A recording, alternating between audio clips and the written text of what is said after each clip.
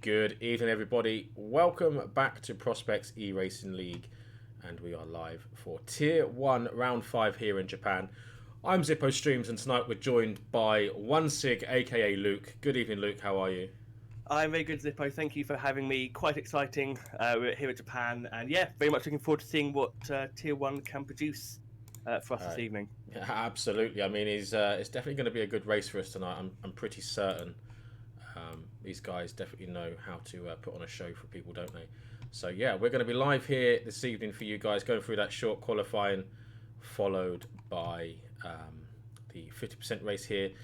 Very, very technical track is Japan. Some hate it, some absolutely love this track. But I'm not a fan personally. We've only got 15 drivers this evening, but I'm sure all 50 of those will be putting on a pretty impressive show for us. And yeah, we'll see what you know how qualifying unfolds going into the session, of course. Yeah, absolutely. I think you really hit the nail on the head there. I think this is very much the Marmite of F1 tracks. People love it. Either people love it or they absolutely hate it. I think I'm more in the camp of it's all right. I mean, the first sector's great fun, but I think especially with the new patches, with this tire wear patch, you know, we've had it for a few weeks now. With tire pressures being such a major factor, you've got to lower the tire pressures going into the first sector, or you will have no tires for the rest of your lap. Likewise, though, you want to run slightly higher tyre pressures to try and make sure you have some form of grip. We know there's a lot of understeer with these cars. We know that there's a lot of sort of technical parts of this track. So I think drivers are going to really have to balance what they're going to do with their tyre pressures and what's their strategy going to be for the race. Yeah, definitely. I mean, I'm glad you're mentioning about tire pressures and things like that. I literally turn up and race when I race. I don't actually even pay attention to anything like that. As for tire strategies, I believe it's well, the same as everything else. It is very much a medium hard strategy all the time. It's the softs just aren't race tires in this game. They're very much the qualifying tire. They go off far too quickly to be anything near a race tire. Yeah, absolutely. The softs in this game, I think, are probably the most useless race tyre. I mean, I think I've seen one or two tracks where the soft is a viable race tyre, at least for a normal one-stop strategy. Obviously, people like to stick them on for safety cars last minute safety car periods. As Mitri, I think that's already round. Yeah, he's completely got over on the gravel there, and that's on an outlap, so already pushing it rather hard, and that's an outlap. So hopefully he doesn't do that on his fire lap, or in fact in the race, because that's going to be almost guaranteed a safety car this evening. Oh yeah, absolutely. Dunlop curve is quite hard because I mean it's an outlap, so his tyres will be cold. So I think we can excuse him that time. But for the race, I mean, after coming out those curves, your tyres are going to be very hot. So if you run a little bit wide, and you will be finding the car understeering, especially on worn tyres, you touch that curve, and yeah, you're not going to be able to save the car. But I think it was just a little spin for him there. Probably actually helped him warm his tyres up a little bit more quickly than he wanted, but not exactly the way you want to start your qualifying session.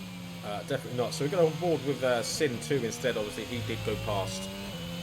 Who was it? Mitwi, as he spun out there, going down towards 130R into the chicane. Obviously, warming up those tyres. That little weave there as we do get underway for qualifying here in Japan. 15 and a half minutes left here in qualifying, and the first time lapse of the session. Sorry, it's not the season. The first time lap of the session is now about to start. Absolutely, we have actually, I think there's 13 out of 15 out on track, so everyone's going into that very early lap just to try and get a banker in, see what they can do, get a feel for their setups. Of course, some of them maybe made last minute tweaks, whatever that be in regard to on their setup. As you ride on board with Sins, I think that's a pretty neat first turn. It is literally called the first turn, as I found out this evening, into this famous S section, flicking the car left, flicking it right. You want to be very careful not to take too much curb. And here's a big Dunlop curve. Can he keep it on the track? Yes, he can. Oh, no, he can't. No, he can't, because he has, in fact, dropped it. So that is another driver, same corner, actually. And he wants to be careful that he doesn't actually get disqualified for driving backwards here. Or beached, because that's a big thing in this game. If you beat your car, yikes, that's not fun. Absolutely. So we are actually now on board with who we were on board with earlier, Dimitri. Here he goes, going through as he continues on his lap, now becoming the first driver to set the time lap. How the tables have turned. We've gone from Mitwi to Sins, back to Mitwi. one of those things. One of the commentary things, you talk about one makes a mistake, go to another person, they make the same mistake. But yeah, no, it's looking pretty clean for Mitri so far. Very clean spoon down towards the very well-known, well-famous 130R. I think it's been pretty clean. Of course, you won't be pushing absolutely to the max because you're 12 minutes into the session. You're not going to be, the track's not at its most rubbed in. You're going to be finding things out about the car, about the setup, how you feel. Obviously, no idea what the forecast is. So for all we know, these guys will be running full wet setups. But up the line, keeping to the right-hand side, 29.8. Sub 1 minute 13 the first lap of the session. Yeah, it was actually a very, very solid lap there, wasn't it? As Drunk Pirate goes into second place with a 30.3. Something I did actually notice from Mitri's lap there, which I don't know if you could do. Well, in fact, I do know you could not do in the previous game was going from spoon. You could not touch that inside curve. Now, I noticed that Mitri was actually quite on that curve, and the car seemed still very, very planted. As Total Carney goes into second place, only 200s ahead of Drunk Pirate. Yeah, that is pretty close. And we have Alex Street at the top. Yeah, he was very quick last week as well. Very quick last week, in fact.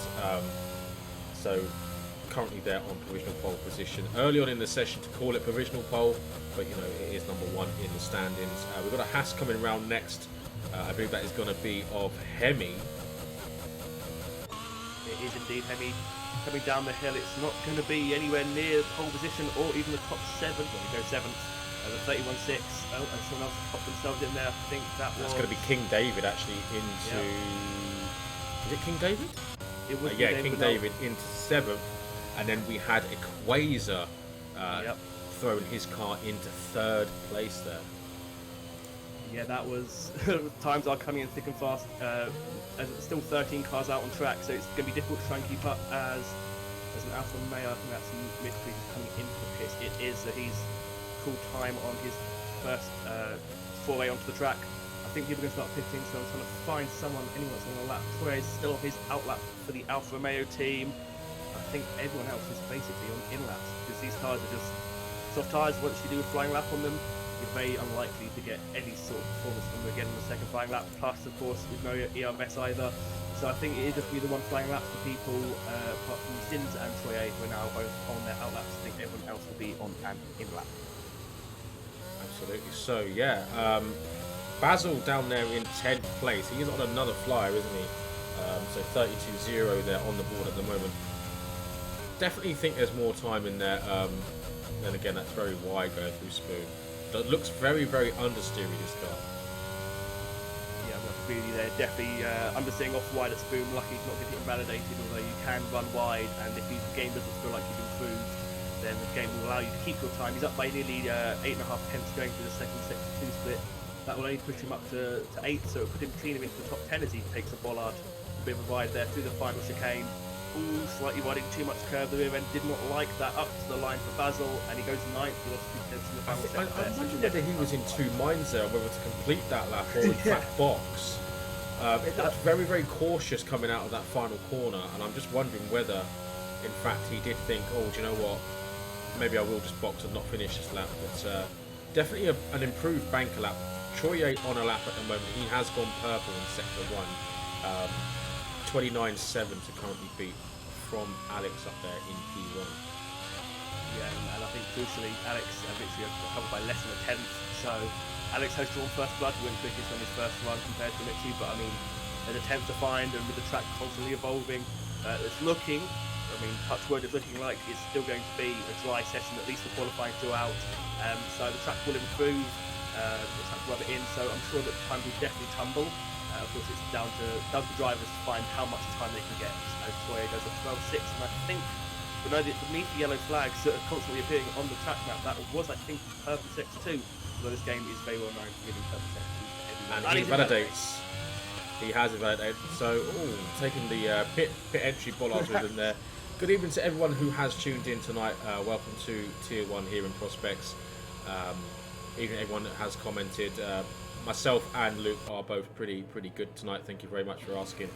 As I'm back on board with Sins, then he's in 13th. He did also do a purple first sector, but as Luke's just touched on there, the game kind of does have a habit of throwing up purple sectors whether you're actually purple sector or not. So it's very, very hard to gauge whether you are actually on a good lap, especially from a spectator's point of view, or whether you're going to chuck the car into P14. Yeah, I mean, I would say they need to fix it, but I don't think it's going to be near the top of their list of things they need to fix on this game. But it does make it annoying to go, oh, they're quick, and it turns out they're second and a half down, which, I mean, is still quick compared to some people. Again, purple sector 2, how much of that do we read into? Could he be Alex, or could he be below Headley? We just don't know until he crosses the line. So it's annoying, but, I mean, I'm sure it gives the drivers a bit of a boost if they think they're going purple through their sector times. Up the line, it's going to be a 30 dead. Wow, so third place for Sim 2 there. So yeah, that was a pretty good lap actually. So in fact, it very much well been could have been a sector, purple sector 1 and 2, and it may have just been a slower sector 3. So Alex back out on track for another outlap. We're going to go on board with Cameron, who's going down towards Spoon now, and we've got Optic. Oh, never mind. There goes Cameron. He has done a beautiful little 360 spin there for us. Very, very Verstappen-esque, much to be exact. You know, it was almost a carbon copy. You know, so there we go. Yeah, Mitri is 2/10 up in sector 2. The Alfa Romeo driver going through 130R. I rode on board him quickly just as he went through the Spoon hairpin, and he was up by 10th in sector 1. It's now 2/10 up in sector 2. So very clean final few corners here for Mitri. Can he get pole position from Alex provisionally at least? Wow, a 25.5. That is definitely a marker laid down there by Mitri there. Yes, it is. Wow, yeah, 2/10 ahead, which is absolutely mental. Very, very good time there. As Optic is now starting his flyer. Did he just finish a flyer? No, he was on an outlap. So I don't have the tyre things on because it takes up too much of the left-hand side of the screen. You see, so I just have the timing board, but not the tyres. So Optic looking pretty comfortable going through sector 1 here. Yeah, he very much does look pretty comfortable. Oh, as that goes, the commentator's curse, and that is what's known in prospects as the curse of Zippo. Those watching will know exactly what I'm on about there. That is definitely very much called the curse of Zippo. So Spider-Man having a few connection issues as he has been in and out of the session a couple of times this evening. Troye, however, now starting another flying lap here. Yep, Troye on a flying lap. There he is, the Alfa Romeo driver going through sector 1. Very clean from him. Couldn't call it that Hemi's on his 4 laps on his softs, so I feel like he's probably doing a sort of a small race one, trying to see if the soft tyres are a viable option. I can tell you now, without having tried to drive it, probably can't. But yeah, generally a slight lull on track. We have about half the cars in the track, half the cars in the pit lane. But Troye looking very planted through the Degner curve, coming out into the hairpin. Takes a nice tight line, holding the inside. You can take a couple of apexes through there. You can take a slightly wider line, try and get more traction. But Troye going for the path of least resistance, hugging the curve on the inside into Spoon. How does he take the corner? Very well, using up all the curve on the outside, but not enough to invalidate himself. The exit of Spoon, another very clean exit there. So it's been a pretty clean lap from Troye. It's been very good, I must say. As he's now come up from the back marker, stays well out of the way into 130R. Not a purple sector 2 according to the game, so I mean, for all we know, he could be purple, and the game just having fun with us. Into the Cairo triangle, which is what it's called. I don't know why, but up to the line, he's sticking to the right hand side. This is going to be a very good lap from Troye, and it's provisional pole. So a very good lap there from Troye in the end. Yeah, absolutely. I mean, look at that. I mean, you've had Alex that was on pole position a moment ago, who has just improved actually by a 10th of his previous time. So you had Alex that was on pole that was then beaten by Mitri by 2/10, and then Troye comes in and takes 2/10 out of that time as well. I mean, we're almost into the 28s here, and we also have a Alfa Romeo front row lookout as well. We do actually. Still 5 minutes left of the session though, so there's still lots of time to play for. As we go on board with Cameron now as he goes through sector 1, coming out the exit of the S's and coming up to that dreaded left-hander. Is that the Dunlop curve you said? It is indeed, yes. And yeah, I mean, I've really got to get to know these corners more than I do, and that's something that obviously as a commentator myself I want to improve on. getting a bit more track knowledge, you know. So that's what I'm going to be doing for my own personal gains, let's call it. Yeah, the track hasn't got many names like Silverstone. It's not like one of those where every corner has a name. I, in fact, am due to try. I've got a track map up on my on my laptop next to me, so that's how I know the name. But into Spoon, I mean, you have a bit wide. Yeah, that was a huge tank slap there.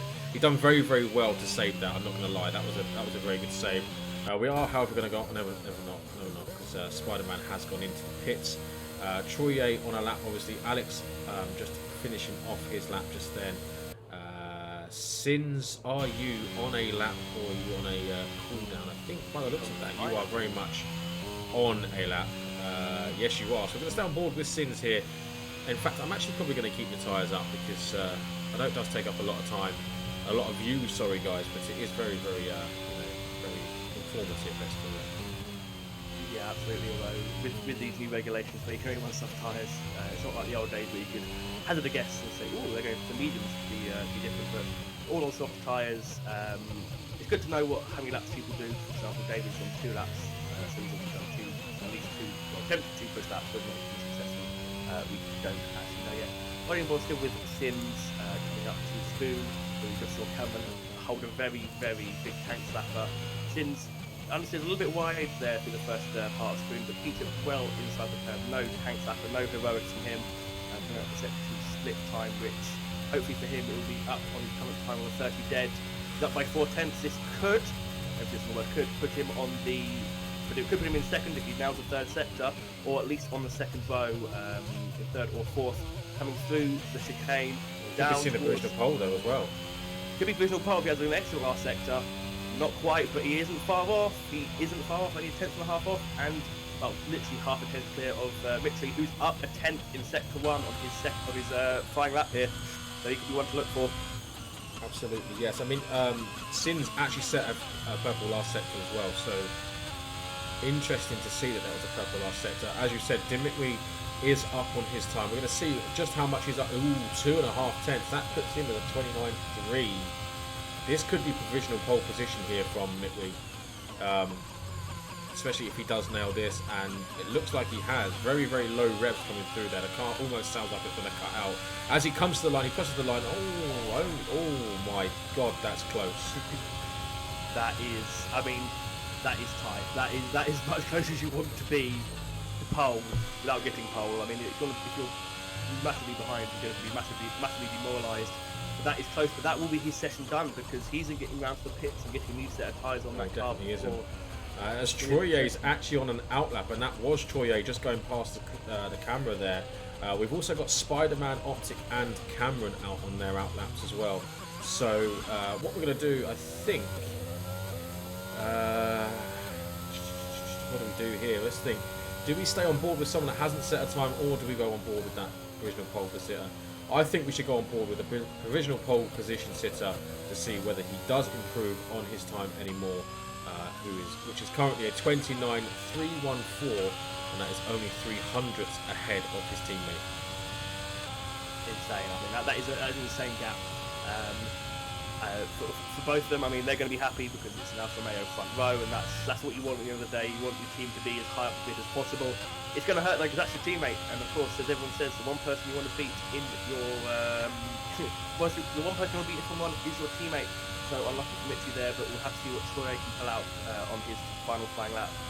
So he is actually warming up those tyres, getting ready to start that. Sins retired in the pits there, had enough of the session, doesn't think he can beat the time that he's set already. And here we go, on board with Troye, as he does in fact warm up that lap. Here we go, final lap for Troye here, as he has starting the lap. Here we go, so we are into the final, I think it's 15 seconds of Q qualified here, 10 seconds now. Yeah, obviously the yellow flag is very, very difficult to see that. And actually, Tier 2 also have front row lockouts with the Alfa Romeos as well. And it's becoming quite a regular thing here in Prospects, the fact that the Alfa Romeos are in fact blocking out the front row.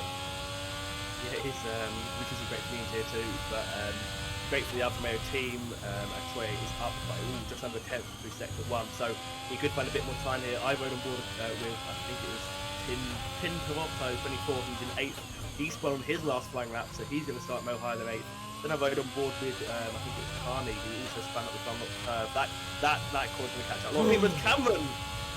Where did that come from? 28.885. So Troye has to find something here. We thought it was going to be Troye on board. Oh my! Oh, hang on a minute. What's going on here? We're going to ride on board with Spider-Man now. Then let's just see. Have we missed an absolute treat here this evening, guys? I think we have missed a treat. Optic on provisional pole position. Spider-Man stays in where I can't remember where it is. Where is he? 13th. Here comes Troye. He is down. He's down on his time, and I think he is down bad at the minute, guys. I don't think he can beat that. No, into the pits he comes, and a shock out of absolutely nowhere, guys. CPI Optic steals the show with a 28.859 this evening for that pole position. We thought Cameron had it, but no. Optic had other ideas, and there is that pole position, ladies and gentlemen. Optic in the Aston Martin, spoiling the show of the Alfa Romeos, takes that pole position. Wow, I did ride a bit on board with Cameron as he came up to the first sector split, and it did give him a purple sector 1, but I just assumed that, well, the game's giving everyone purple sectors tonight. Wow, I mean, not only did they beat Troye's time by half a second, both of them, but they're both literally within milliseconds of each other, so we could have a real fight on our hands here for the win, because if they could carry this pace into the race, now that is not, that's not set in stone, they could be terrible race pace, could have even better race pace, but a gap of that size, geez, this is going to be, I think, hopefully, fingers crossed, an exciting night of racing.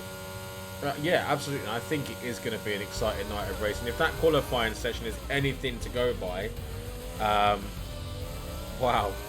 I mean, it's not often that I get lost for words or I become speechless, but that just came out of nowhere. Optic on pole position, Cameron in second place there, and then you got Troye, who we thought was absolutely still in the show, and he is in fact 4.5 tenths off that pole position time. I mean, 200 splitting the Aston Martin and the Red Bull there.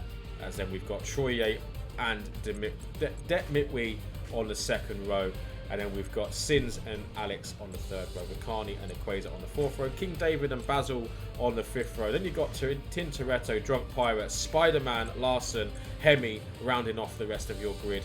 And as it is a Canadian front row lockout there. We've also got a Canadian 6 and 7 as well, guys. So a special race coming up, guys, I think. And let's see what we can do as we go through. No formation lap again, guys. Don't forget, as the patch has come out today, but it hasn't been completely trialed and tested here in Prospects. So they are running things safe, probably the best way. The mentality of it's not broken, don't fix it. We will be going straight into the lights out and the race start here, and I'm going to chuck you over to Luke. I'm going to put him on the spot here this evening. Chuck you over to Luke. He's going to take us through the lights out procedure. Over to you, Luke. Thank you very much, Zippo. Nothing quite like a baptism of fire on your first evening here with Prospects. But we have our timer. It is counting down 2 lights out. As Zippo said, we have no formation lap. So once those 5 red lights go out, you are racing. No time to really get your head in the game. But I think I quite like that because it puts you straight into pressure mode. Obviously, it's going to be difficult to see what tyres people are on. As far as we know, we're judging by the sky in the game, and it's looking incredibly clear. So we're going to at least go for a dry start. I think we can say that with some certainty. But the timer counting down now. The driver's going to be ready. They've picked their strategies. They've fine-tuned whatever they could fine-tune. We're going to have 5 red lights here at the Japanese Grand Prix. It's lights out, and away we go. It looked like a pretty even start from the top 2. As Optic has an amazing launch in the second half. It's going 4 wide in the background there. Ooh, just for a second, but I think they've generally all backed out of each other. As Cameron going up the inside of Troye. The Alfa Romeos have been eaten alive at the start here. Troye already down to 4th, Mitchie down to 7th as they make their way through the S-curve for the first time. The pit stop coming up. I think most of them are cycling the medium and hards. I can't confirm that. Yes, they are. All mediums, all hards. No one's stuck on the softs. But it is Optic who has retained his amazing pole position and leads them now through the first sector. Absolutely, yeah. And Basil and Carney changing positions there. Interestingly enough, that you have said... Optic's gone! Oh, Optic is round. We've had a huge moment. And, hang on. We've had Drunk Pirate and Spider-Man as well. Almost all 3 of those drivers at the same place on the track there. All taking a bit of a tumble. Wow. Wow, there goes. I think I need to get a curse of me as well because I was like, oh, Optic's doing great. You know, he's led from the pole, and immediately he spins it on that curve out of Diagonal 1. Absolutely, he did. And interestingly, as you said there, a very, very much medium and hard dominated tyre strategy out there. As King David and Sin's actually going down the inside into the chicane, as Cameron actually goes. Oh, that was Cameron went off track and gained a lot of time there. I went very Irish there. It went very, very, very. He has gained a lot of time coming out of the exit of that. Interesting to see whether the stewards do actually look at that at a later date, of course. Basil up into 7th and 8th with Carney there, obviously gaining positions from Optic, Pirate and Spider-Man. Interesting to see that Alex has also had a moment. He's down in 13th place now. And yeah, I mean, quite a few drivers here, very much big winners. As we're going to have a little look at the biggest winners and biggest losers now. So the biggest loser is Optic, of course, down 9 places. And your biggest winner is actually Hemi, up 9 places. Now 10 places because we've had Sins with a moment. And Sins is now tumbling down the order. And he is going to be almost stone dead last after his spin at Degners. Yeah, that Degners. I mean, this track is very hard to nail, especially when you're on lap 2. With no formation lap, of course, these tyres aren't going to be that warm, especially for the hard runners. And I think it is a fairly safe assumption to say that it's been the hard runners really that have taken most of the falls there. I have to go. My heart goes out to the Alfa Romeo team, starting 3rd and 4th, and now 3rd and 10th. So Troy has had not the best first lap he would have wanted on those hard tyres, but I think things are starting to settle down. I think Cameron, they may end up looking at that because it was quite a cut. Gave me very much Abu Dhabi last year vibes when Max and Lewis fought into the chicane. But they'll have to see as Cameron sets the fastest lap of the race and he pulls his lead to 1.5 seconds. Yeah, obviously DRS now has been enabled. Hemi into P5 on those mediums. Now, interestingly enough as well, Total Carney up there into 7th place, also on the hards, appears to have had a very, very good race start, as we do have a spinner, and that is Tintoretto going through on the exit of turn 1 actually, almost at the approach of turn 2. You know, as you go round that big swooping right hander, and we've also had King David with a moment at Dunlop Curve. Yeah, and Trent has also just gone for another spin because obviously his tyres are going to be about as grippy as I would imagine. It's not grippy.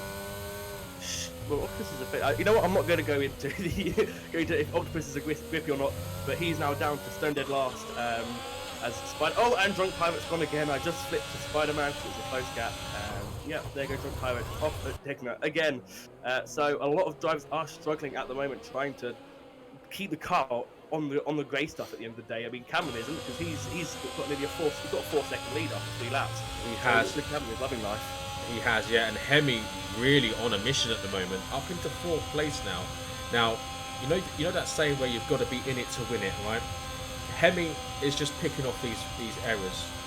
All these drivers that are making the errors ahead of him, he is just picking them off. Equator also with a very good start. Up into 3rd place again after other people's mistakes. Is going to come under some pressure now, obviously under that DRS. Yellow flags once again. I think that's for King David again, as we've got Hemi down side by side there with Equator into turn 1, and that is Hemi up into the podium positions for the first time this evening, and looking very, very, very strong tonight indeed. Absolutely, David. I'd just back and forth with him, waiting for his teammate to fly by. I think you probably would have been at risk of disqualification there. He was sitting on the edge of the track for quite a while.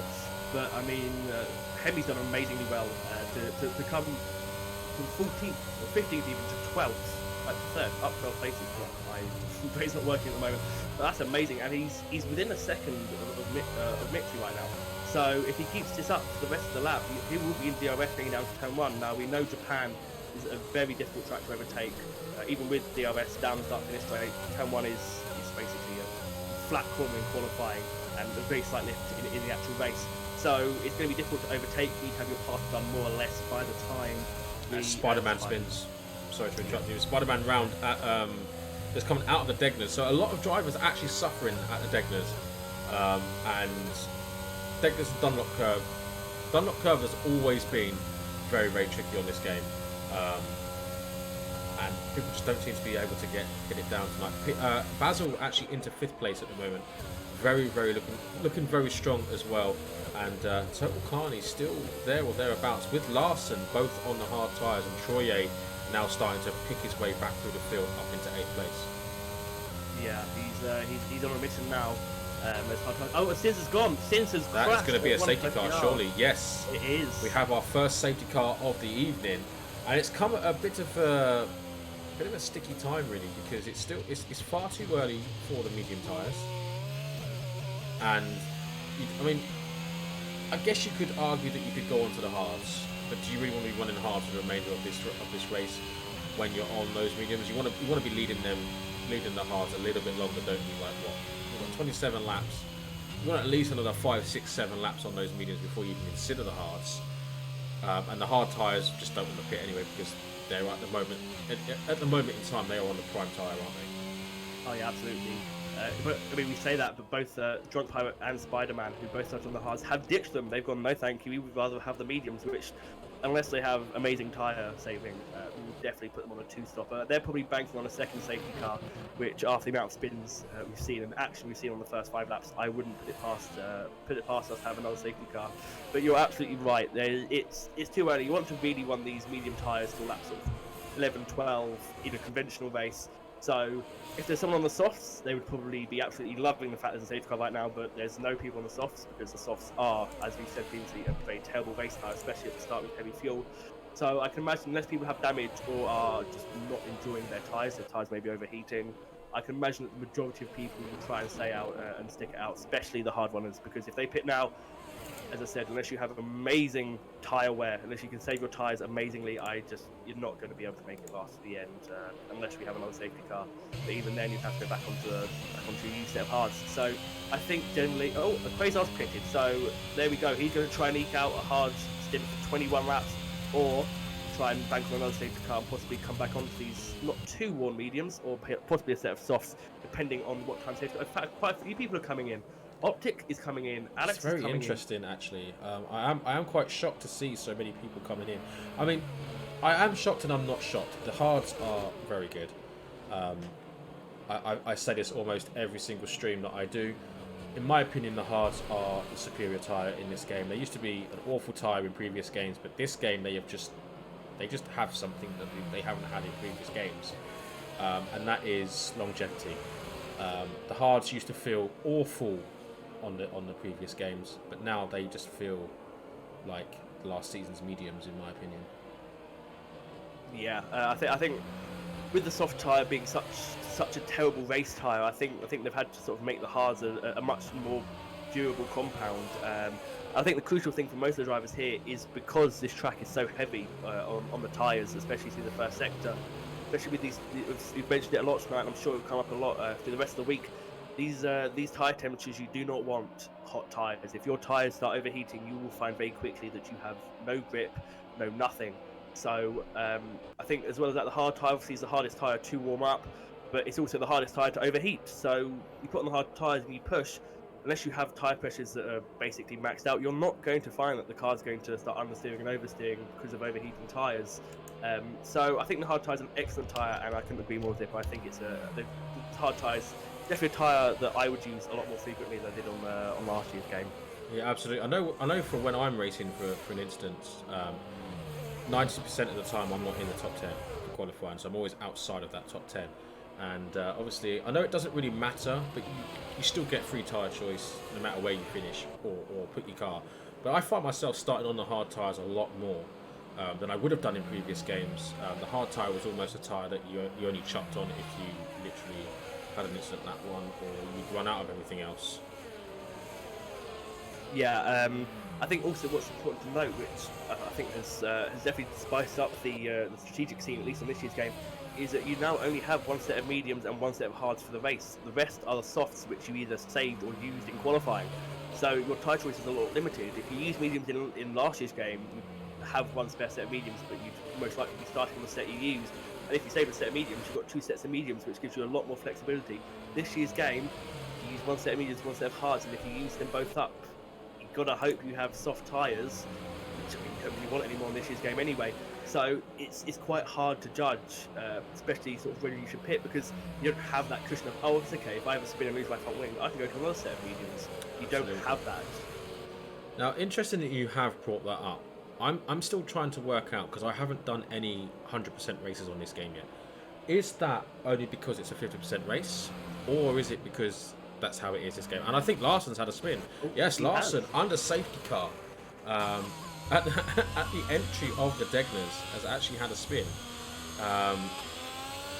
even proving rather difficult under safety car on those corners.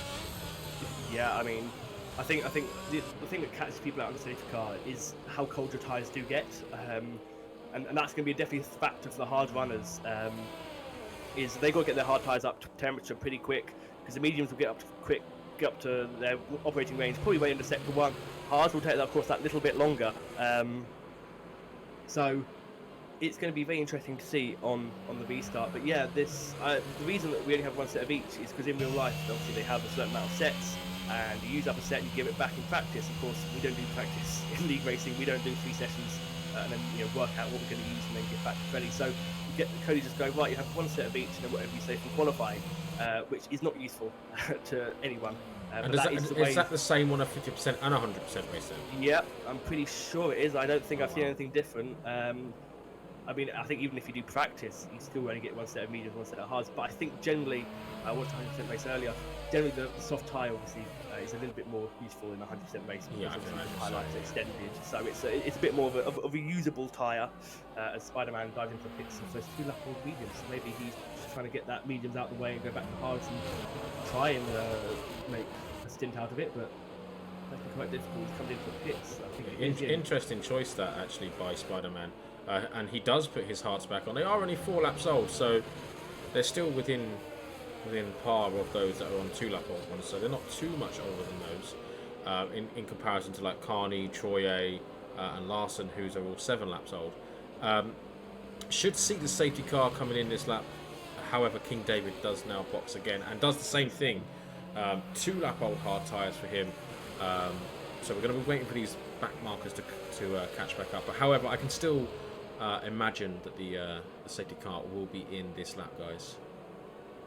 Yeah, it's coming up. I think it's a 3 lap limit, I want to say, for safety cars. So yeah, regardless of whether or not King David, Spider-Man, and the people at the back catch up, it will be in this lap. We can go back to racing. But so yeah, we've got Spider-Man and David, who are either banking on a later safety car or just know that they're going to be able to save their tyres, because I mean, by the end of this race, they're going to be on tyres, on hard tyres that will be doing 20 plus laps. And I mean, for some people that's probably doable, but it's not exactly going to be leaving the best knack, especially if you come up against people that started on the hards and are going to be on their fresh mediums at the end of the race, because they will be rapid. I think this actually helped the hard runners, because obviously the medium runners are going to pull an advantage. Oh, and David's gone. David's in the wall. Yep, that's not great for him, understandably so. But yeah, no. So this helps the hard runners because it brings them back up closer to the medium runners, who have also used their medium tyres to pull away in the earlier laps. So this probably helped the hards more than the mediums, but very few people are pitting. Absolutely, yes. And that is the safety car in this lap message. And that is going to be David back into the pits this lap. And unfortunately for him, very much so on the back foot. And he is going to be really hoping for another safety car. Otherwise, he is going to be completely in no man's land. But Cameron now does lead the pace of this race. A poet, and we didn't know it, as he is now getting some temperature into those tyres coming into the chicane. It's going to be down to him when we do decide to go. The safety car is very much in the pits, and it's just basically a wait of as he has gone. So he is caught. Oh. That was a big snap. Mitri's gone. Sorry to cut in as if Mitri has nearly gone into the pit lane. He might have to, because I think he did touch the wall, but Cameron had a bit of a slide coming round the final corner. Those rear tyres were not at all ready to be used, and there's 3 wide going into the first corner. Oh, there is some racing going on, and it's just like it's Basil. It's like the race start all over again. This is brilliant. It's amazing, but Mitri has had to pit for a new front wing, as of course has King David. But that's unlucky for him. He was doing so well in second. But yeah, Cameron had a massive tank slap out of that corner, just planting the throttle, and the rear tyres going, you what? As he now leads them through the second one. He's pulled 8 tenths on Henley, with Troye up to third, so he's going to be pretty happy with Troye after his abysmal race start. I think think he'll be pretty okay with us calling it that, because it was pretty bad. But he's now back up to a pretty good position, as I think the gaps are going to start forming. There's no chance of overtaking at this part of the track, so I think we're going to let everything calm down after that hectic safety car restart. Absolutely, and I think actually Cameron's little twitch there, I wonder whether that actually put Mitwee off, because it was a bit of a slapper as it went down. And here goes actually Equator on Total Carney, teammate against teammate, 3-lap old against 8-lap old, and actually pushes his own teammate off track there and leaves him very, very open to Optic, as Optic now gains P6 and takes advantage of Equator pushing his own teammate off the track through Spoon. So Equator doing his teammate absolutely no favours there whatsoever, as Optic's going to look for a move down the inside, is he? No, he thought better of it, and whoo, Carney having to take a bit of evasive action there before running into the back of Optic. Yeah, absolutely. That was a bit cheeky there from Equator. He knew his teammate was on the outside. We could put it down just to the understeer of the car, but a bit cheeky, and it has actually ultimately cost the Alpine team, well, not only time, but positions, because Carney's now falling into the clutches of Drunk Pirate, and Optic's looking a lot racier of the two drivers. Now, these two did pit under the safety car. They are the leaders of the people that pitted under the safety car, so they're going to be trying to push as much as they can on their fresher tyres. I'd like to point out, though, that Hemi is within 6/10 of Cameron and is at the fastest lap on the previous lap. So Hemi's found some great race pace. What he lacks in quali runs, he very much makes up for in race pace here. Still within a second of the leader. So this race is not over yet. There's a long way to go, and we have very divergent strategies from many of the drivers out here. Yeah, we do indeed. And as you were talking about all of that, we had Drunk Pirate actually getting past QC Alex, started to put some pressure onto the back of Carney there, and Alex then did start fighting back as he's just found his lease of life. Now that these, I can only assume now that the hards are up for temperature, and as you said just now, Equator and Optic are the lead drivers out of those who did box. And interestingly as well, obviously Dimitri did spin on that restart, but what's a bit of a saving grace for him is he did have brand new hards on, so if there is another safety car, he won't need to pit again, and he can in fact actually stay out on those tyres, knowing full well that the other ones are going to be going back onto either used mediums or new hards. And we do have a spinner, and that is actually Total Carney. So Total Carney is actually round there at the chicane, and possibly some. No, there was no contact, so he has in fact continued on. Quasar now on the back of Optic, after Optic has actually made the move into turn 1, and that is Optic up into P5 now, so these two just switching positions. Yeah, there was contact. Drunk Pirate did give Carney the impetus to go around there. I think it's just purely different braking zones. I think Carney broke earlier than Drunk Pirate was expecting. Drunk Pirate possibly braking later into the chicane than Carney. So that happens, it's racing, but I don't think Carney will see it that way. Of course, he was on those hard tyres. He was hoping to pit mediums at some point. Do a sprint at the end. That's where he ruined his plans a bit. He's now down to 12th, quite far back in fact off the pack. But he's starting to fall behind, funny enough. Drunk Pirate, does he have damage perhaps from that contact? We know now that this game, once you get front wing damage, it is not simply as easy as just staying out and living with it, because he has dropped, he's 2.7 behind Equator. He's got Alex, Larson, Spider-Man and Tintoretto all behind him. They're all within sort of 5-6 of each other. So does Drunk Pirate have front wing damage from that contact there with Carney? It wasn't a massive hit, it wasn't anything to write home about, but I mean, even the smallest bit of wing damage on these cars will make your car feel like an absolute boat, or make it feel like the AMR 22 this year. Ouch. Yes, Drunk Pirate doesn't appear to have any visible damage. He hasn't boxed, so I'm assuming that his MFD isn't telling him there's any damage. Larson actually doing a very good job, as Optic and Basil were changing positions, and that is Optic now up into 4th place. And then we also saw Spider-Man and Tintoretto changing places down the pit straight as well there. So Optic now back into 4th place, and putting some time between himself and Equator for the provisional lead of this Grand Prix when the other guys do with that box. Yeah, absolutely. Amazing speed from Optic. Obviously, you've got those hard tyres up to temperature. They are still very much fresh, especially for the hard tyres. Life cycle only 6 laps old. They're probably going to be sort of in their peak performance before they obviously start degrading. So he's absolutely steamrolling up this grid. He's doing what he needs to do after that that spin on lap 1 that put him down all the way down the grid. He is absolutely flying back in this race. Not even quite yet at half race distance, but even so, he's literally a few seconds off the race leader.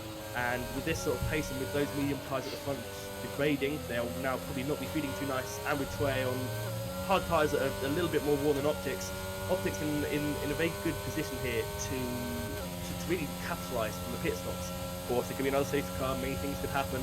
But I think Optics now, he's hit his rhythm, he's hit his stride, he's got tyres that are probably feeling pretty good to him. He knows how the car's handling. As we have Hemi in the pits, he's going to try the old undercut on Cameron, he thinks. Being within a second of him, that means he's very much within undercut range. So this is going to be crucial for Hemi to have a good outlap. Not only that, but Cameron needs to absolutely put his foot down to try and get over any undercut that Hemi's going to try and do with this pit stop.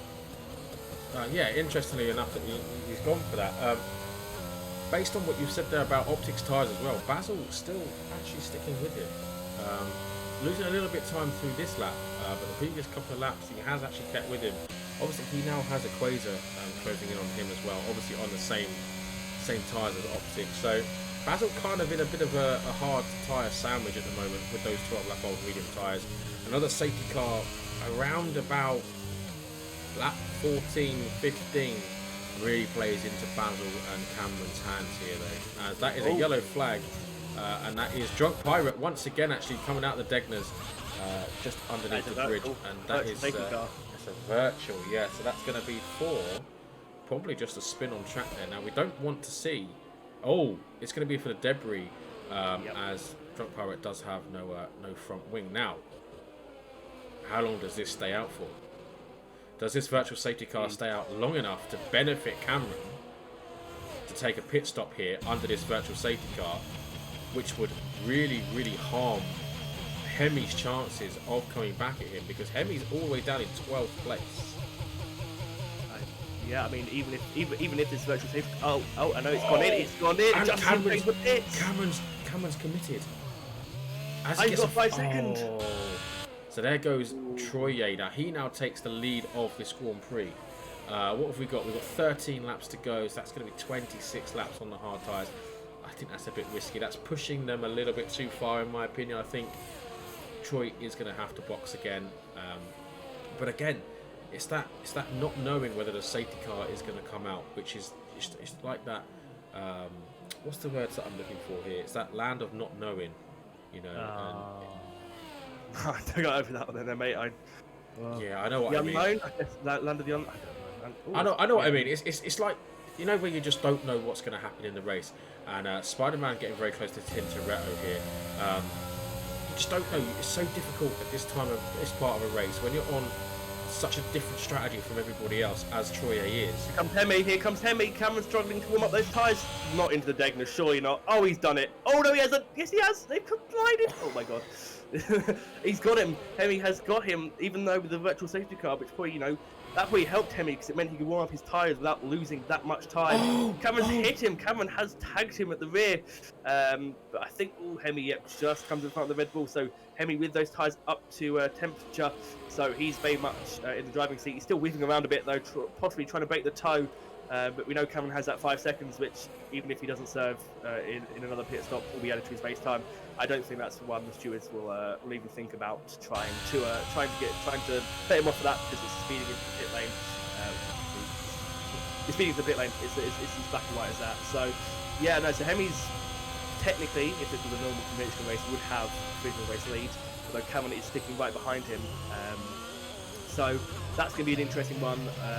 Troye still has to pit, I believe, and even if he doesn't have to pit. So only Troye, Larson, and Carney have not yet stopped in this race. Everyone else is on a selection of 1 stop, 2 stops, 3 stops, or if you are King David, a 4-stop strategy, which I'm not sure we have to ask him how that's going to work out for him. Well, he's a few parts by Drunk Pirate, so I think that's the answer. 4-stop strategy is not the way to go here. But Troye at the moment holding leaders. Alex has got it done up again. That is unfortunate. That corner is catching out a lot of people tonight, but it doesn't look like it does seem to be catching out a lot of people. The Dunlop and the Degners definitely catching out a lot of people this evening.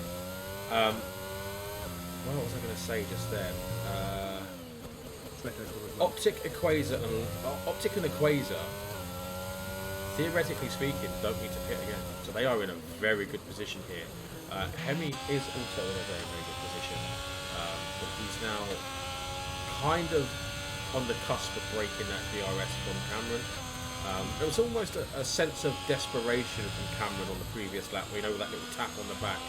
It was almost desperation there. I need to get past you because of my 5-second penalty. Total Carney is coming up at Spider-Man here through 130R. And we're going to get a move into the chicane. No, we're not. He just about gets that car slowed down just in time without making any contact. But we're going to stay on board with this down towards turn 1 with that DRS to see whether or not. I mean, look at the exit difference there. I mean, that is almost move made before even the pit exit. It is move made before the pit exit. That was absolutely crazy. Yeah, I think it's going to be fascinating because I know Troy has pit us as yellow flag for. Oh, who's that for? Who's gone round? That was Larson. Larson's had a moment. Yeah. Yeah, so yellow flag being waved. I don't think he had a major spin. I can't see much debris, but what I can see on his tyres are those rings, those signs of that these tyres are not doing too well. Some pilots puts in a sub 1 minute 32. He's on the shop tyres, so that is to be expected. David does an old pit and quit. He's called it a day, which fair enough. It was not the race for him today, but we do like to see obviously drivers go to the race, just because it, shows that they kept going right to the end. But it's going to be fascinating because we know that Troy and Larson have to pit, as does Carney. So obviously, are they going to go for mediums? Are they going to try to extend for softs? Optics done his pit stop. He's done his time, but he's going to have some very worn-out hard tyres. They will be reaching 20 laps old by the end of this race should he stay out on them, and I can only sort of see the first signs on his tyres of some degradation. So Hemi right now, I wouldn't bet against him, at least getting a podium if not the race win, but with still 10 laps to go, I think it's absolutely anyone's game.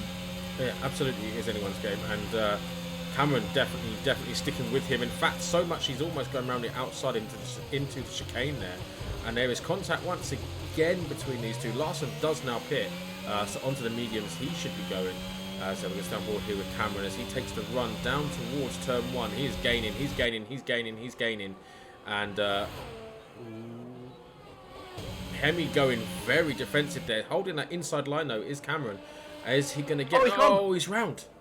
He's just tried too hard there. He's just tried to push that car too much, and that is the rear saying no thank you, I'm screaming at you here, get off the accelerator, and you didn't. So there you go, there's your punishment, round you go son. And yeah, that is Cameron down to 8th place now. Hemi into 6th place, stays in 6th place. Alex up into 7th, and Cameron's charge against Hemi is now over with for now. Basil, however, now all over the back of Tim Toretto for 9th and 10th. Brand new sets of hards versus 12 lap old hards. We've got yellow flags once again, and that is for Drunk Pirate through through sector 1. He's definitely not enjoying the Suzuka circuit right now. He's gone again just for good measure. Those soft tyres are probably hotter than the surface of the sun right now. So yeah, he's not having a good time. But I mean, unlucky for Cameron, he props to Hemi. He held the outside line. He held the racing line. Cameron just, I can imagine these guys are probably running with no traction control. And even if they weren't, he just stamped on the throttle. Rear tyres just said, no, we're not having that, mate. And Andy guys, I can't imagine he has damage. He didn't hit that hardly, and he hit it near facing, so I doubt he has any damage. But I mean, he's lost a bucket load of time for the cars ahead. He's now got Alex in front of him, between him and Hemi. He has pitted, so he doesn't need to pit again. Carney into the pits. Fresh mediums for him, so that's him to the end. Now, Troye is still staying out on those hard tyres, and I mean, he's had pretty good times. I mean, Optic behind him on 5 lap fresher tyres. The gap stayed, isn't dipped below 4.6 out to 4.7. As soon as that's gone, that is Drunk Pirate's gone against him. And I tell you what, Tim Toretto is not enjoying these 13 lap old hards at the moment. Basil on those much newer ones. Tim Toretto's rear is literally squeezed. It's just going constantly, just squealing at him, and it looks like he's trying to wrestle this car through this track at the moment. And Basil just doing an absolutely brilliant job, just sticking to his rear wing. I mean, I wouldn't want to be sticking that close just in case, obviously, Toretto does drop it and the car doesn't go quick enough, and obviously that is then Basil's race over with as well. But Basil looking in a very good position here to take P8 here in the race this evening. Absolutely. I mean, I think that's one thing we haven't touched on, is that even if the hard runners that are pitted early is... Can you get Cameron an invite at all? I can give it a go. Can I? I can, yes. I will try and get him in. But as I was saying, I mean, even if these hard tyres make it to the end, I mean, they could very well do, but that doesn't mean the tyres you're going to have at the end of the race are going to be any good. So Troye hits. Troye in a second. So Troye is in that, I'm assuming, for medium tyres, because I think that's going to be no point making a soft last. But yeah, no, I mean, a Quasar and Optic going to have, they've got track position, but once those hard tyres are let go, I cannot imagine it's going to be a fun ride for anyone. Absolutely not. And Troye on those brand new mediums, we know, as Cameron does rejoin, we know just how quick Troye is. But Optic very, very quick, and obviously it was Cameron as well, but Cameron's had a bit of a moment. That, I think, is Drunk Pirate once again coming out of his spectacular corner. He seems to really, really enjoy that corner this evening, so much so that he likes to stop and say hello to it every lap. Yeah, he likes just to pop by and just make sure everything's in working order every lap. It's almost like track maintenance, just making sure that everything's good in that corner. And I think he's thoroughly checked that corner at least 7 times this race. So, unfortunately for him, he's now a lap down. As Optic and Quasar have both passed him. So, unfortunately for Drunk Pirate, I think he's understaying a lot. So, no, it's looking pretty clear. But you were noting, I believe it was Basil's rear end. Tim Toretto's back rear end, yeah. Basil's still there or thereabouts on him as well. Is Hemi actually getting very, very close to Spider-Man up there for 3rd place as well. So definitely another fight to keep an eye out for. But yeah, back to you with Tintoretto there, sorry. After you mentioned that, I went on board with Basil to watch that, and it looks like Tim is battling overheating rear ends, because that rear end, as you said, was looser than a none on a bicycle. I just don't know what that was. But he just was absolutely everywhere through sector 1. So the tyres are 14 laps old, which aren't exactly fresh. Hemi does get past Spider-Man. He does, and you know what? The game would not let me select that just then at all. Oh. It looked like a pretty clean overtake just on the outside with that DRS. So Hemi is now 13 seconds behind the leader with 7 laps to go. So not impossible, especially being on tyres that are coming half the age of the leaders. But he will need to really get a wiggle on if he wants to have any chance of winning this race. And as I say that, track map says he's got purple in sector 1. So Hemi now on the push, and he knows he can push these tyres to the end because they won't give up on him. Quasar and Optic, they're going to have to be doing some tyre saving, because I don't know if those hard tyres are feeling too nice. Indeed, yeah. And I'm just watching this Basil Tintoretto battle. Basil can really stick with him through the 1st and 2nd sector. When it comes to the straight in sector 3, or going into sector 3, sorry, he struggles. He just hasn't got that final little oomph to get the move done. I'm running on board with his MFD, and he was revving out in 7th gear. The car didn't really look like he wanted to go to 8th gear, and in fact, riding off board with him, he has got his red lights flashing. So I'm thinking Basil is running a very down. I mean, this is a downforce heavy track, but I'm thinking Basil's running possibly 50-50 wings, because that car did not want to go up into 8th gear whatsoever, as Troye slammed in the 31.6. Those medium tyres are very much up to temperature. Unfortunately for him, he's stuck behind Spider-Man, who's still in DRS range of Hemi, which means Troye's going to find something special, because otherwise he'll get stuck in a DRS train, which I'm pretty sure those medium tyres he will not be wanting to do. Absolutely not. So obviously what he's going to get is then going to get overheating fronts as well. As Basil looked very, very close into turn 1 there, but still, once again, just not close enough to make that move. And still stuck right behind Tintoretto on newer tyres. He's going to be very, very, very... it's going to get to a stage where he starts getting desperate and maybe makes a silly move, or maybe can push Tintoretto too much into a mistake himself. I guess that's probably what he's going to want to do more than get desperate. Oh yeah, absolutely. Troye on Spider-Man. Wow, as we come on board here, he has got an incredible drive down the inside into Spoon, and that is Troye up into P4. He's got Hemi up next, and he's on those brand new medium tyres. Now, Hemi isn't a slouch, as we all know, and he is 11. So he has taken some time out of the leaders as well. 11.5 seconds behind now, 2.5 in 3 laps.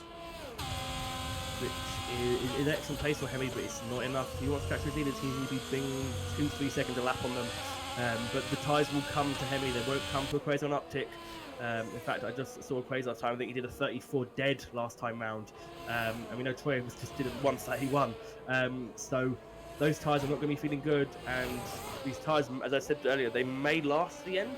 Like, you might not get a puncture. But just because you don't have a puncture doesn't mean it's going to be a fun ride.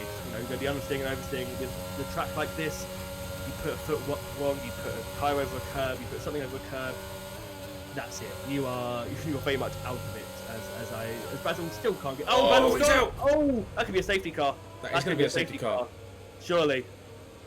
It is. It is. That's a race changer. That is a game changer. Now, just as we went on board there with Basil, I joined that fight just as they came out of the final corner going down towards the pit straight. Basil was literally two and something tenths behind, and he just still, in a straight line, the car it just doesn't have it. It hasn't got it, and Tim Toretto had him hand and foot down a straight line. Through the corners, not so much, but on a straight, Tim Toretto's car is very, very quick. Absolutely. You literally said earlier, you said, Basil's going to have to try something desperate or risky if he wants to give it a go. And, well, his move was neither of those things. And unfortunately, that is Basil's race over. I'm sure he'll be disappointed. Here comes Optic into the pits. I'd expect to see a Quasar into the pits. Is Hemi going to stay out, though? I think Troy surely Hemi stays out. No, I think he's in. He's in, but I think will Troy stay out? No, he does. Troy staying out. He stays. Ooh, here we go. But then again, there's soft tyres, so we're going to have this out until lap 25, I think. 23 now. Yeah. And then they cross the line again. Potentially, it might come in for three laps of racing. As Alex gets a 5-second speed in the pit lane penalty himself. Be interesting to see though just what these guys do. It will be, and as Cameron's also said out, that's far riskier because he's on hards. Because obviously the time between soft and hards is much different. But then again, he has 5 seconds to his name. So if he did pit, he would we'd have to serve the 5 seconds. But if the safety car stays out until lap 25, with 2 racing laps to go, that means DRS will not be enabled. So Optic would have to try and pass Troy with pure slipstream and battery usage. So I think Troy is banking on a long enough safety car period to not make sure DRS is. Even if DRS is enabled, the detection point's before the line, so you're not going to get any DRS in this race unless the safety car came in this lap, which you all know it won't. Now, this is going to be an absolutely fascinating end to this race because Optic has got the fresher tyres, but Troy has track position, and without DRS, Optic could find it quite difficult to pass the Alfa Romeo driver. Yeah, absolutely. It's one of those situations now with Troye. Does he? Obviously, Troye needs to defend really, really hard. Obviously, because the softs are going to fire up much quicker than his mediums are. I just wonder whether Optic's going to is Optic going to get brave, and is he going to send one, or is he just going to wait and bide his time and actually go for a sensible move here? If he sends one, he risks both races, and if he's too cautious, he's not going to get the move made. Yeah, absolutely. He's got to try and work out now. He's got to be very smart about this. We know it might come in the next lap, which would give us. I don't know. If it came in lap 24, would that give us? I don't know if it even give us enough laps then. So it will come in at lap 24. It'll go. That will then tick over to 25, which then means 26, 27. No, I don't think you do. No, you don't get DRS. This is now going to be purely down to who. And that is some frantic tyre warming there from Optic. So much so that he's literally bunny hopping across the track there. And he's got some serious faith in that car that it's not going to drop it. Yeah, he does, and I think what Optic's going to possibly what that weaving is signifying that he's trying to get his tyres up to temperature, because of course those softs will be up to temperature incredibly quickly. Mediums will take slightly longer, and I dread to think of how long Cameron's tyres are going to take to warm up. But even he's doing burnouts, so it's literally Troy and Cameron are the only ones still a non-soft compound, because everyone else has come in. Alex, Richie, and I think Larson all came into the pits then to get onto the soft tyres. So either Cameron and Troy have pulled blinders, or they're going to shrink down this order very quickly. But only time will tell as to which one that will be. Indeed, it will. Yes, and I just wonder with Optic trying to get the heat into those tyres so frantically. Is he going to try and send it into turn one the minute we go? Is he literally, because he's still he looks up for it. Troye isn't doing much tyre warming. No, Troy is keeping his line. I mean, Optic is literally, he's scrubbing those tyres across the track. Cameron is doing very similar. So it's interesting to see how the drivers are approaching this. Maybe Troy, as he backs the pack up, will then do his tyre warming, because at the end of the day, as we said, he does start weaving, so maybe he's listening into us. As he's weaving, he's got to try and just hope. And safety car lights, have they gone out? No, they haven't had a notification yet. Safety car should be in this lap. We'll find out in a second as it crosses the. There we go. Yeah, so yes, the safety car is coming in this lap. We are going to ride on board with Quasar, I think, for the time being, just so we can see the action unfold ahead. Because I've got a feeling that Optic is literally gonna full send this into turn one against Troye, and I feel like he's thinking that. Get him off the line when his tyres are cold. Don't even give him a chance. As Optic's rear went. Optic's rear completely went on him there, and that has actually allowed Quasar to get a really, really, really good run on him. Still whipping him straight. Yeah, he is. I mean, he's got to be careful doing that, because that could, effectively be classified as, illegal weaving there. As Hemi on the back of Cameron, Hemi all over the back of Cameron. They've made contact. There's massive contact. You could argue that Cameron's actually not left him anywhere near enough racing room there, and actually pushed him off track completely. That could be something for the stewards to look at there. But Spider-Man also got caught up in that, and that was almost Cameron knocking Hemi into Spider-Man, and the two of them actually out the race completely there. Yeah, that's possibly could be something to look at for the stewards. Obviously, drivers need to report it if they do. Hemi's all over the back of Cameron. Cameron is. Hemi's going this way and the other. He's done the dummy. He's gone the old, as Coffee would say, switch route. And I mean, Hemi just put the throttle down, and those soft tyres absolutely working. Cameron's are not. And that looked like a weave of disapproval there from Hemi to Cameron just then. I'm not sure if that was you know what you've just done, don't be doing it again. Optic though, that wiggle and that rear end slipping out on the restart there has really, really hampered him. He does have the pace, it looks like. He's definitely got the pace. Knocking it down to 7th gear to get that car turned in. He's not going for the move into the chicane here, but he is all over the back of Troye now, and he gets a much better exit. Coming out of that final corner, just look at the pace advantage that there is. Troye almost actually clips the pit wall, but here goes Optic. He's gone round the outside, and Troye is trying to push him away from this move. But he's all over the apex. He's all over the apex, and that is Optic up into the lead of this Grand Prix. Troye down to second, and what a move there from Optic. Very brave round the outside. Full trust in his rival there to not push him off into the oblivion. As Hemi all over the back of Quasar as well now for third and fourth. Yeah, Hemi almost pushing Quasar around the Dunlop curve there. That's an amazing move there from Optic. Riding on board, I think Optic just had that better straight line speed, better run, better everything.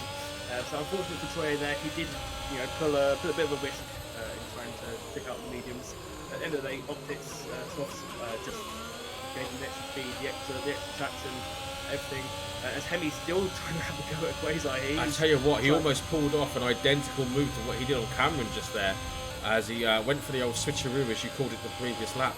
As I tell you what, he's got a little bit of that dirty air, hasn't he? He's just looking a little bit not as confident on the rear end of this of the Alpine of Quasar there. We're approaching the final lap of this race. Optic now does lead.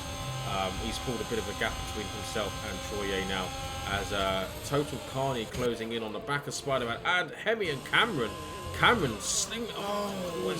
Hemi gets a lot of wheel spin on the exit there, and that is Cameron throwing it down the inside, and Cameron back up into 4th place, but he does have that 5-second penalty. DRS in fact was enabled on this lap, but we're only going to see it so 50 down the pit straight. Before the line, 50 metres or so of the activated before the line. As Larson picks up a 3 seconds, he's the only one that's picked up 3 seconds for the track limits violations. But I didn't see what happened there. All suddenly Cameron, where does that come from? But Optic now is second clear, so That's Mick all over the back of Spider-Man here through Dunlop as well. Not quite close enough to make the move at all though. No, and Alex are back into the minor positions. But I think Hemi and Cameron round the outside goes Hemi. Once again they've come together. That's the third or fourth time tonight that they have actually come together, and Cameron being a little bit aggressive and forceful in holding positions here. His red lights flashing. Hemi's red light flashing. Hemi's is not, so that means Cameron's going to be down on the battery power here. They're heading to 130. Here goes Hemi, he's going for it. He's not going for it. He's not going to go for it because what's the point if he takes Cameron himself out at the last corner? They're both not going to score anything. Cameron's going to get 5 seconds, so he's still going to go for it though. Hemi's still going to put caution to the wind. And here comes Optic. Sorry to interrupt you. He comes home to take the checkered flag and the win in Suzuka this evening. Troye in second place and Quasar in third place. Hemi will take fourth. Carney fifth. And there's absolute chaos on the line. And now the drivers have been warned about this, actually. Yeah, they were, weren't they? There was they were warned last week about this, not to do this. So there may be some repercussions of that, in fact, later on from the stewards, because they were warned not to do this, of course. But there we go. Total Carney does take fifth place. Optic does take your race victory here this evening. And I do wonder whether we are going to get some podium interviews from these guys this evening. If we're going to get Optic and a few others into the podium interview. I don't know if you want to jump into the Discord server and just ask the top three if they wish to come in. Yeah, of course. Yeah, I'll get on that. If you just tag those three drivers and just say if you want interviews, we'll go to podium interview, and we'll chat to the guys on their victory and podium this evening here in Tier 1 of Prospects eRacing League. And what a race it was indeed. We've just got a black screen at the moment. This seems to be a bit of a glitch that we've had, but here comes the podium, and here comes Optic doing that beautiful walk of victory down to the podium.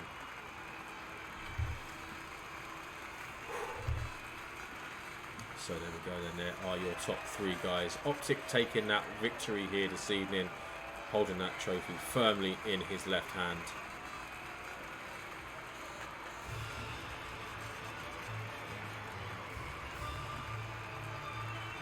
Race that was. Yeah, it was. I believe you will. Seeing as you made me do the lights now, I think I'll let you run down the order this time. Yeah, no worries. So the celebrations have finished here in Japan, and the podium sitters are now back into the drivers' briefing room. I'm sure they'll be having a good old chit chat about the race there this evening, and then we're going to have hopefully the finishing positions. I don't think we are actually, because this seems to be a new bit of a glitch that we've developed where it goes straight back to the lobby, and it has done indeed. We don't actually have stand-ins, so unfortunately, guys, we're not actually able to run through the complete stand-ins, so that's not our fault. The game just threw us back into the lobby, so yeah, we don't have the full rundown there, unfortunately, guys. But we do know that Optic did win the Grand Prix this evening. I did actually get the full results, but I didn't realise for the last second that you didn't have them. So no, it just didn't show me them at all. No buttons were pressed on the controller. It just did not show me them. So, are we going to be getting any interviews? I don't think we are. I haven't. They haven't responded to the tag. There's no one sitting in any of the channels. Optic is online, but Troye and Quasar are not. So, I mean, unfortunately, guys, I don't think there's going to be any interviews this evening for you guys. So that's unfortunate. But with that said, don't forget tomorrow night, Tier 2 do take to Japan, and it's going to be our commentary team of Feldman and Artistic. Be sure to join in and tune in over there on Twitch from 10 PM UK time tomorrow night, as they do take Tier 2 3 procedures, where you'll see Luke racing over there, and then I will personally be back again on Thursday night for Tier 4, and stay tuned for that as well, guys. But for now, we are going to say goodnight. Thank you very much for everyone that did come into the stream this evening. Much appreciated as always. What a race it was. Congratulations to Optic and the other two podium sitters. and it's been a great race. And thanks very much to Luke, obviously, for joining me on comms this evening. Thank you very much to both. Good night, everybody. Yeah, good night, guys. Speak soon. Stay safe, and we'll catch you again on the next one. Good night, guys.